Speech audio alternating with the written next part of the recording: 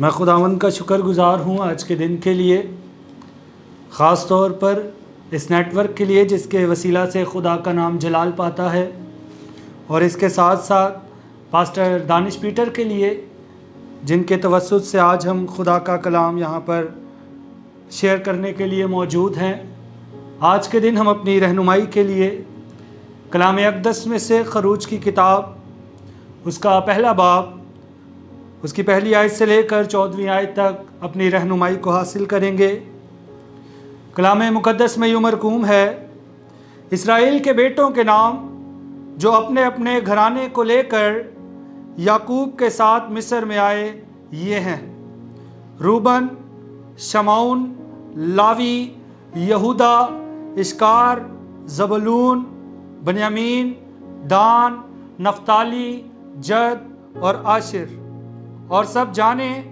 جو یعقوب کے صلب سے پیدا ہوئیں 70 تھیں۔ اور یوسف تو مصر میں پہلے سے ہی تھا، اور یوسف اور اس کے سب بھائی اور اس پشت کے سب لوگ مر مٹے۔ اسرائیل کی اولاد برومند اور کثیر التعداد اور فراوان اور نہایت زوراور ہو گئی، اور وہ ملک ان سے بھر گیا۔ تب مصر میں ایک نیا بادشاہ ہوا جو یوسف کو نہیں جانتا تھا، اور اس نے اپنی قوم کے لوگوں سے کہا: دیکھو، اسرائیلی ہم سے زیادہ اور قوی ہو گئے ہیں، سو آؤ ہم ان کے ساتھ حکمت سے پیش آئیں، تا نہ ہو کہ جب وہ اور زیادہ ہو جائیں اور اس وقت جنگ چھڑ جائے تو وہ ہمارے دشمنوں سے مل کر ہم سے لڑیں اور ملک سے نکل جائیں۔ اس لیے انہوں نے ان پر بگاڑ لینے والے مقرر کیے جو ان سے سخت کام لے کر ان کو ستائیں۔ سو انہوں نے فرعون کے لیے ذخیرہ کے شہر پتوم اور رامسیس بنائے، پر انہوں نے جتنا ان کو ستایا وہ اتنا ہی زیادہ بڑھتے اور پھیلتے گئے۔ اس لیے وہ لوگ بنی اسرائیل کی طرف سے فکر مند ہو گئے، اور مصریوں نے بنی اسرائیل پر تشدد کر کے ان سے کام کرایا، اور انہوں نے ان سے سخت محنت سے گارا اور اینٹ بنوا کر اور کھیت میں ہر قسم کی خدمت لے کر ان کی زندگی تلخ کی۔ ان کی سب خدمتیں جو وہ ان سے کراتے تھے تشدد کی تھی۔ کلام مقدس کا پڑھا اور سنا جانا ہم سبوں کے لیے باعث برکت ہو، آمین۔ خداوند کا شکر ہو۔ میں خداوند کا شکر گزار ہوں کہ خداوند کا زندگی بخش کلام ہماری زندگیوں کے لیے، یہاں تک کہ ہر اس شخص کے لیے جو اس کلام اقدس پر نظر کرتا ہے، بااثر ہے، کیونکہ ہر زندگی خدا کے کلام سے فیض یاب ہوتی ہے۔ چاہے کسی قسم کے مشکل ہو، چاہے کسی قسم کے مسائل ہوں، چاہے کسی قسم کی دشواری ہو، لیکن خدا اپنے لوگوں کو ہر مشکل سے نکالنے کی قدرت رکھتا ہے۔ اور اسی بات کو سمجھنے کے لیے کہ کس طرح خدا اپنے لوگوں کو اپنے زور بازو سے بڑھا کر نکالتا ہے، اس بارے میں ہم سیکھ رہے ہیں۔ خدا نے اپنے وعدوں کو، اپنے عہدوں کو اس طرح سے قوم بنی اسرائیل کے ساتھ پورا کیا کہ جب خداوند نے اپنے بندہ ابراہیم سے کہا کہ تیری قوم اور تیری نسل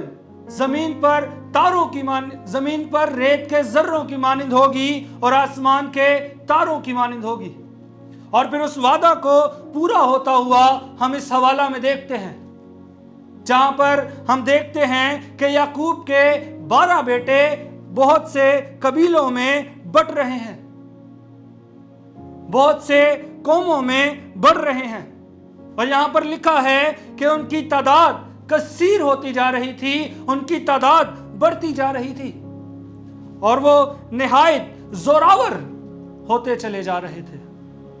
لیکن اسی دورانیہ میں یہاں پر ایک بادشاہ آ کھڑا ہوا، اور اس بادشاہ نے اس بات پر اختلاف کیا کہ یہ لوگ جو اسرائیلی کہلاتے ہیں یہ کیسے ہمارے ملک میں برومند ہو سکتے ہیں، کیسے یہ ہمارے ملک میں زور پکڑ سکتے ہیں، کیونکہ اس کا ماننا یہ تھا اگرچہ ایسا ہوتا ہے کہ یہ لوگ زوراور ہو جاتے ہیں اور یہاں پر بڑھ جاتے ہیں تو پھر یہ لوگ ہمیں نیست و نابود کر سکتے ہیں، ہماری اختیارات کو، ہماری حکومت کو ہم سے چھین سکتے ہیں، کیونکہ یہاں پر لکھا ہے کہ وہ بادشاہ یہ سمجھتا تھا کہ اگر کوئی قوم ہم پر لڑنے کو آتی ہے یا ہم پر چڑھائی کرنے کو آتی ہے تو یہ لوگ ان کے ساتھ مل جائیں گے اور ہمیں تاتیک کر دیں گے، ہمیں نیست و نابود کر دیں گے۔ اور اس کے لیے بادشاہ نے 3 ٹیکنکس کو یوز کیا، جس کا ذکر ہمیں 10ویں آیت میں ملتا ہے، سو آؤ ہم ان کے ساتھ حکمت سے پیش آئیں۔ اور وہ حکمت کیا تھی کہ بادشاہ نے ان لوگوں پر بیگار لینے والے مقرر کر دیے، اور بیگار لینے والوں کو مقرر کرنے کا مقصد کیا تھا کہ یہ لوگ جب ٹیکس پے کریں تو ان پر اتنا ٹیکس لگا دیا جائے کہ یہ لوگ مشکل میں آ جائیں، یہ لوگ مشکل میں آ جائیں اور ان کی زندگی کا بسر کرنا مشکل ہو جائے۔ اور پھر اسی طرح اس بادشاہ نے جب دیکھا کہ ایسا کرنے پر بھی کچھ فرق نہیں پڑتا تو اس نے ان پر تشدد کروانا شروع کر دیا، اور اس تشدد کی وجہ سے وہ لوگ خوف زدہ ہو گئے، وہ لوگ ڈر گئے، اور پھر ان کے لیے لکھا ہے کہ ان سے سخت محنت کرائی جائے، ان سے گارا اور اینٹ بنوائی جائے، اور یہاں تک لکھا ہے کہ ان کی زندگی تلخ کر دی جائے، یعنی کہ اس طرح سے ان سے کام لیا جاتا تھا کہ کھانے کے وقت پر انہیں کھانا تک مہیا نہیں کیا جاتا تھا، اس طرح سے وہ ان کی زندگی کو دشوار کرنا چاہتے تھے۔ لیکن یہاں پر ایک سوال اٹھتا ہے کہ بادشاہ کی نظر میں یہ کام کرنا حکمت تھی، کیونکہ 10ویں آیت میں لکھا ہے سو آؤ ہم ان کے ساتھ حکمت سے پیش آئیں۔ اب سوال یہ اٹھتا ہے کہ یہ کیسی حکمت ہے جو کسی قوم کو، کسی شخص کو تباہ و برباد کرنے کے لیے استعمال کی جا رہی ہے؟ اور جب ہم اس کا لفظ کا مطالعہ عبرانی زبان میں کرتے ہیں تو وہاں پر لفظ نکاتیما استعمال ہوا ہے، جس کا مطلب ہے let us deal with them shrewdly، آؤ ہم ان کے ساتھ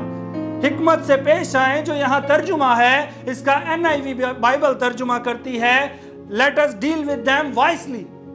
لیکن عبرانی زبان میں اس متن کا مطالعہ کرنا اس لیے ضروری ہے کیونکہ وہاں پر جو لفظ shrewdly آیا ہے اس کا مطلب ہے the person who is evil corrupted, the person whose moral is wrong، ایک ایسا انسان جو ابلیس کے مقصد کو پورا کر رہا ہو، ایک ایسا انسان جو ابلیس کی مرضی کے مطابق کسی کو گرانا چاہتا ہو، کسی کو تباہ و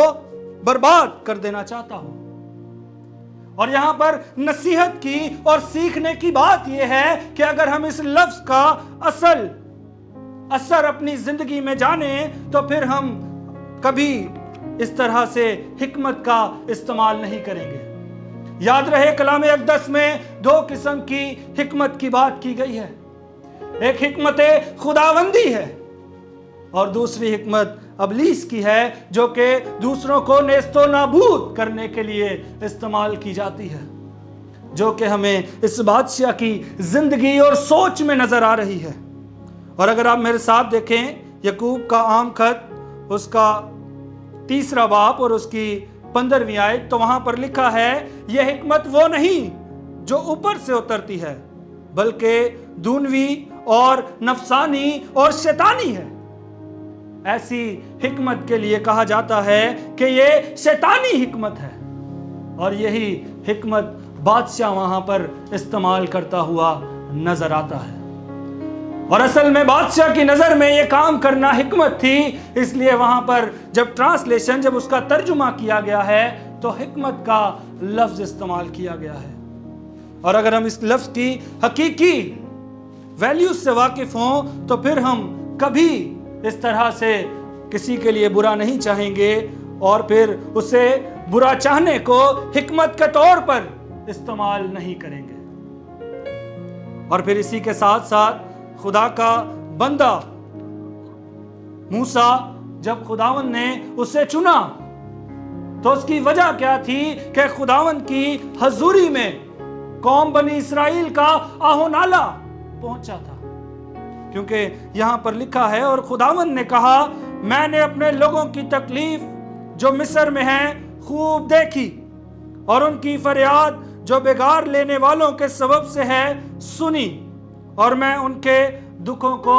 جانتا ہوں، اور میں اترا ہوں کہ ان کو مصریوں کے ہاتھ سے چھڑاؤں اور اس ملک سے نکال کر ان کو ایک اچھے اور وسیع ملک میں جہاں دودھ اور شہد بہتا ہے، یعنی کنانیوں اور ہتیوں اور اموریوں اور فرزیوں اور ہوئیوں اور یبوسیوں کے ملک میں پہنچاؤں۔ اور یہ کام خدا نے اپنے بندہ موسیٰ کے وسیلہ سے کیا اور انہیں ملک موعودہ تک لے جانے کے لیے تیار کیا۔ اور پھر جب ہم انہی آیتوں کو زبور 124 میں دیکھتے ہیں تو خدا کا بندہ مقدس داؤد قوم بنی اسرائیل سے ہم کلام ہے اور ان باتوں کو یاد دلانا چاہتا ہے جو خدا نے بڑے بڑے معجزات ان کے لیے کیے، کیونکہ یہاں پر لکھا ہے زبور 124، جن کے پاس خداوند کا زندگی بخش کلام ہے وہ میرے ساتھ کھول سکتے ہیں۔ زبور 124 اس کی 3 آیت سے میں آپ کے لیے پڑھوں گا۔ تو جب ان کا قہر ہم پر بھڑکا تھا وہ ہم کو جیتا ہی نگل جاتے، اس وقت پانی ہم کو ڈبو دیتا اور سیلاب ہماری جان پر سے گزر جاتا، اس وقت موزن پانی ہماری جان پر سے گزر جاتا۔ خداوند مبارک ہو جس نے ہمیں ان کے دانتوں کا شکار نہ ہونے دیا، ہماری جان چڑیا کی مانند چڑی ماروں کے جال سے بچ نکلی، جال تو ٹوٹ گیا اور ہم بچ نکلے، اور ہماری مدد خداوند کے نام سے ہے جس نے آسمان اور زمین کو بنایا ہے۔ یہاں پر خدا کا بندہ مقدس داؤد جب اپنی قوم کی رہنمائی کر رہا ہے اور ان کا بادشاہ ہے اور پھر بہت سی قومیں ان پر چڑھ آنے کو تیار ہیں اور ان کی قوم خوف زدہ ہے، تو ان سے ہم کلام ہوتا ہے اور خدا کے ان بڑا کاموں کو یاد دلاتا ہے جو خدا نے قوم بنی اسرائیل کی زندگیوں میں کر دکھائے، اور بحر کلزم کو 2 ٹکڑوں میں کر دیا تاکہ وہ قوم وہاں سے گزر جائے، تاکہ اس کے لوگ اس غلامی کے چنگل سے آزاد ہو جائیں۔ اور پھر اس کے ساتھ ساتھ یہاں پر لکھا ہے 8ویں آیت میں یوں مرقوم ہے ہماری مدد خداوند کے نام سے ہے جس نے آسمان اور زمین کو بنایا۔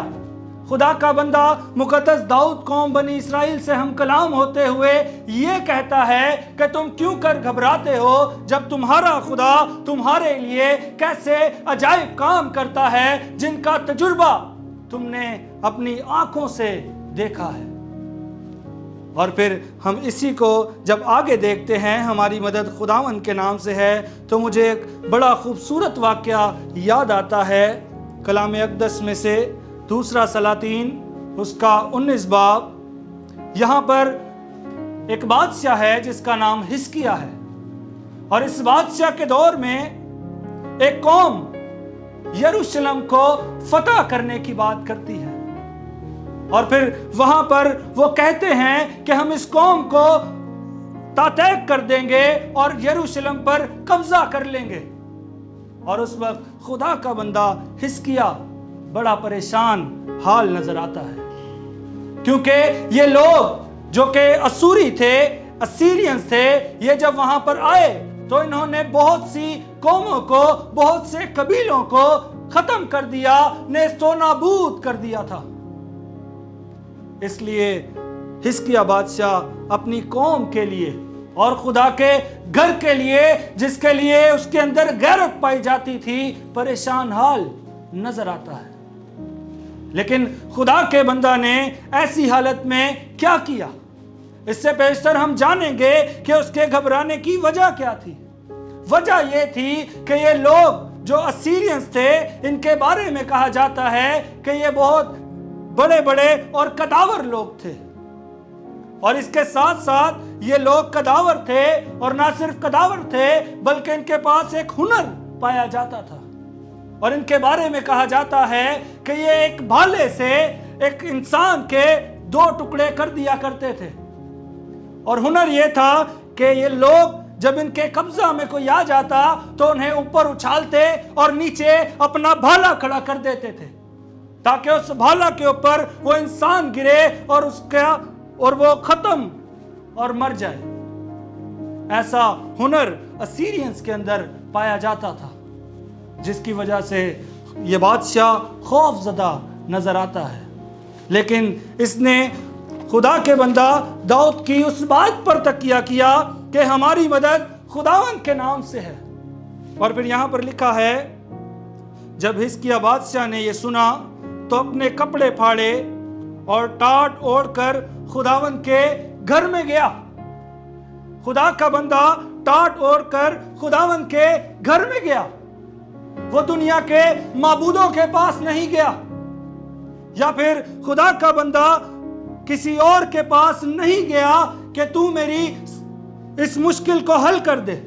کسی اور بادشاہ کے پاس نہیں گیا، وہ ڈائریکٹ خداوند کے پاس جاتا ہے، کیونکہ وہ اس بات کو جانتا ہے کہ ہماری مدد خداوند کے نام سے ہے۔ اور پھر جب وہ اس بات کو جانتا ہے تو خدا اس کے لیے ایک بڑا کام کرتا ہے۔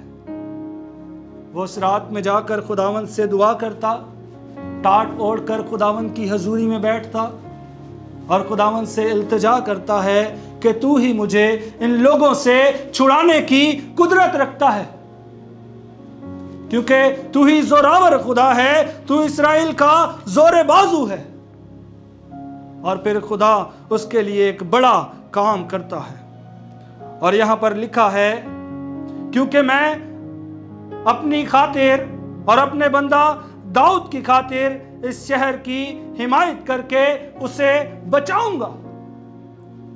خدا کے بندہ مقدس داؤد نے ہی یہ بات کہی ہے اس قوم سے کہ ہماری مدد خداوند کے نام سے ہے، اور یہاں پر خداوند بھی یہی کہتا ہے کہ میں اپنے بندہ داؤد کی خاطر اس قوم کو بچاؤں گا۔ اور پھر اسی رات میں جب وہ خداوند کی حضوری میں التجا کر رہا ہے، جب وہ خداوند کی حضوری میں ٹاٹ اوڑھ کر بیٹھا ہے، جب اس نے اپنے آپ کو خالی کر دیا ہے کہ میں گو کے بادشاہ ہوں لیکن تو میرا بادشاہ ہے، میری مدد صرف تیرے نام سے آتی ہے، تو پھر خدا نے اس کے لیے کیا کیا؟ یہاں پر لکھا ہے، پس خداوند کے فرشتہ نے اسوریوں کی لشکرگاہ میں جا کر 1,85,000 آدمی جان سے مار ڈالے، اور صبح کو جب لوگ سویرے اٹھے تو دیکھا کہ وہ سب مرے پڑے ہیں۔ اب میں جب اس آیت کو پڑھ رہا تھا تو پھر میں نے سوچا کہ جب ایک شخص خداوند کی حضوری میں ہے اور اس نے اپنا مسئلہ خداوند کے سامنے رکھا ہے، اور جب وہ سوچتا ہوگا یا اس نے صبح اٹھ کر دیکھا ہوگا تو پھر وہ حیران کن رہ گیا ہوگا کہ وہ لوگ جو ہمیں مارنے آئے تھے وہ نیز تو نابود ہو چکے ہیں۔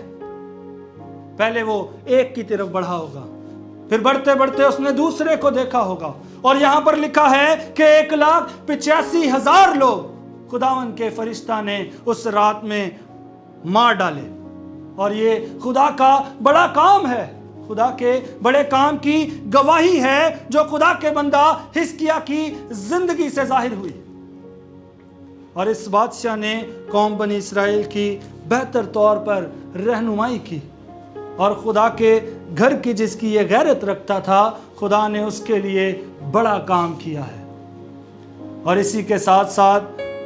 جب قوم بنی اسرائیل کو داؤد کہتا ہے کہ ہماری مدد خداوند کے نام سے ہے، تو اسی خداوند نے ہمیں ایک نام بخشا ہے، وہ نام جو سب ناموں سے اعلیٰ ہے، وہ نام جس کے وسیلہ سے ہر چیز پیدا ہوئی، وہ نام جس کی قدرت کے وسیلہ سے جب وہ اپنا ہاتھ بڑھاتا ہے تو طوفان ساکت ہو جاتا ہے، اس کی قدرت کے وسیلہ سے جب وہ مرے ہوئے لازر کو حکم دیتا ہے کہ قبر سے باہر نکلا تو وہ قبر سے باہر نکل آتا ہے، اور پھر اس کے نام کی قدرت میں ایسی बहाली पाई जाती है कि वो खुद कहता है कि अगर तुम मेरे नाम से कोई भी चीज खुदावन से मांगोगे तो वो तुम्हारे लिए कर देगा। इसलिए आज मैं और आप अपनी दुआ में ये भरोसा रखते हैं, ये तवक्कुल रखते हैं कि जब हम उसके नाम से मांगेंगे तो वो हमारी दुआओं को, हमारी इल्तिजाओं को, हमारे मसाइल को, हमारी दुश्वारियों को दूर करने पर कादिर है। आज हमें भी हिजकिय्याह बादशाह की तरह अपना भरोसा खुदावंद पर रखने की ज़रूरत है। जब हमारे मसाइल बढ़ जाएं तो हमें खुदावंद की हजूरी में झुकने की ज़रूरत है, क्योंकि हमें नाम ऐसा बख्शा गया है जो सब नामों से आला और बरतर है। इसलिए हमें खुदा के कलाम के वसीला से इस बात को सीखने की ज़रूरत है कि चाहे जैसे भी हालात क्यों ना हो,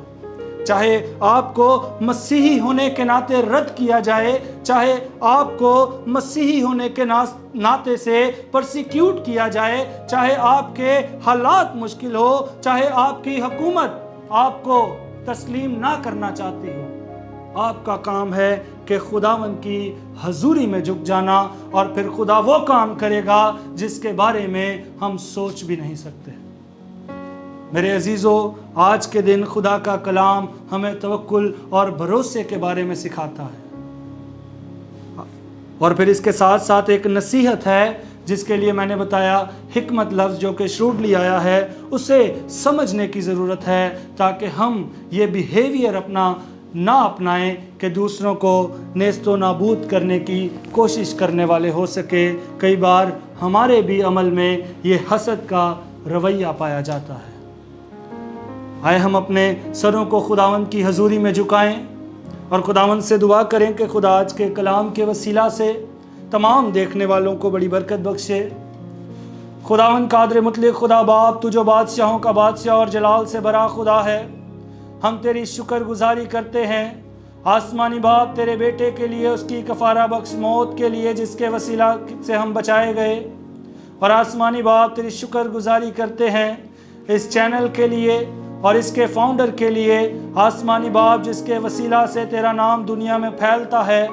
और तेरे नाम को जलाल देने के लिए इस्तेमाल होता है। हम तेरी शुक्रगुजारी करते हैं खुदावंद, आज के कलाम के वसीला से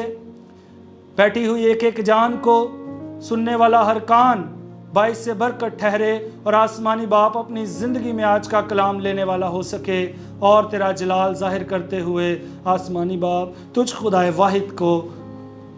खुदाए वाहिद पर तवक्कुल रखे और तेरी गवाही देने वाला हो सके।